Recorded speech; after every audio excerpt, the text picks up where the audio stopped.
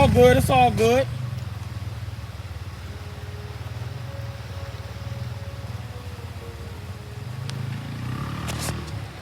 Was that you?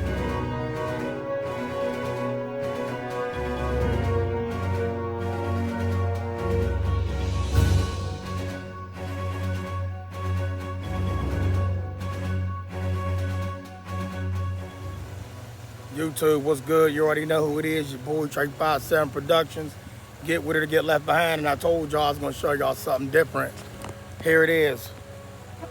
For real now. If I told y'all this thing right here be filled with water like from all the way over there to that side, this thing it's that wide. Not only is it that wide, so right now I'm down here on a mountain bike. I'm gonna show y'all the mountain bike that I'm on. You see that?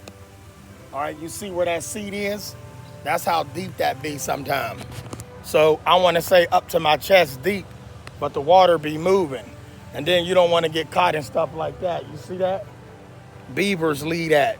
And then you go, that's how most people drown, like they'll be swimming and then they'll get caught in something like that. You don't want to get caught in something like that.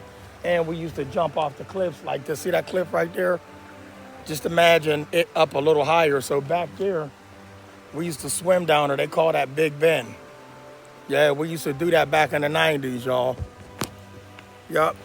That's when I was a little crazy. I ain't crazy no more. I even went to the Blue Hole. They got a place up in Perryopolis called the Blue Hole. And we used to jump off the cliffs and stuff.